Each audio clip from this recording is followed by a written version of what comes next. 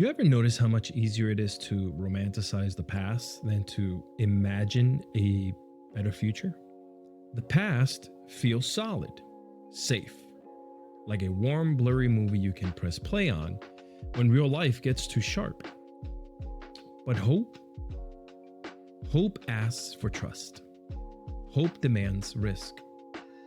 And when you've survived enough disappointment, sometimes memory feels easier than belief. This is Nostalgia is Safer Than Hope. Hey, I'm Alex, and this is Fine, a Millennial Diary.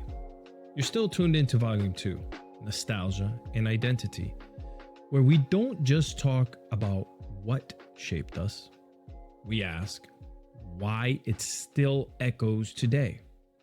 And today, we're sitting with a truth that's easy to feel, but hard to name.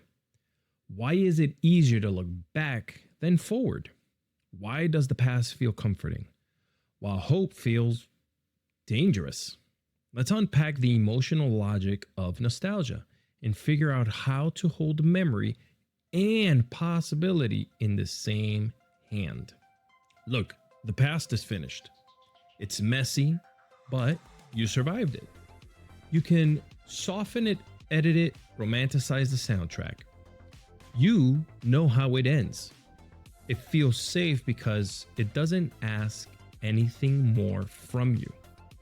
Hope, on the other hand, asks everything. And for a generation raised on instability, safety is seductive.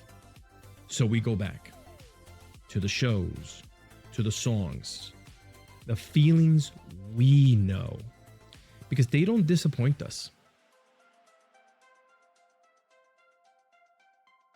Now, hope isn't passive. Hope is a gamble. It says, I believe in a version of life I haven't met yet. And when you've lived through recessions, 9/11, climate dread, and pandemic era loneliness, belief starts to feel reckless. Hope becomes something other people have the luxury of feeling. So you go back to what you remember. To the time when your favorite cartoon came on and everything was okay for 22 minutes. To the mall food court. To a time when joy didn't require so much permission. Because moving forward takes faith. And faith takes energy. And some days, we are just too tired. Let's be real.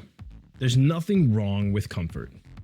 But sometimes nostalgia becomes a wall, a place we hide. We trick ourselves into thinking the best already happened, that the future can't compete with the past, that peak joy was in 1999. But that's fear talking. That's grief.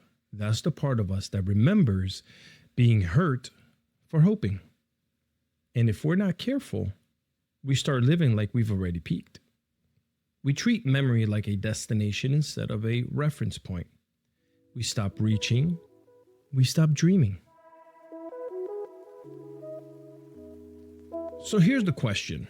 Is nostalgia safer than hope? Yeah, it is. It's known. It's comforting, but it's not better, because nostalgia doesn't give you anything new. It just reminds you of what you've already had. Now, hope is terrifying because it asks you to imagine more, to believe you're still worthy of new joy, of different love, of better days. But here's the real truth. You don't have to give up one to hold the other. You can miss the past and build to the future.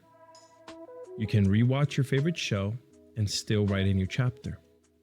You can carry memory in your heart without letting it be your anchor. Now, hope hurts because it's alive, but maybe that's the point. You're still here. You're still feeling. And that means there's still something to reach for. Next time on a Millennial Diary, maybe I'm not stuck, just remembering. We'll talk about the heaviness of pause, why we mistake slowness for failure, and how maybe the stuck feeling is actually our brain catching up to everything we've carried. Until then, rewatch all of the good parts, love all the old songs, but don't forget to imagine the next scene, because hope isn't naive, it's necessary, and this is fine. Goodbye.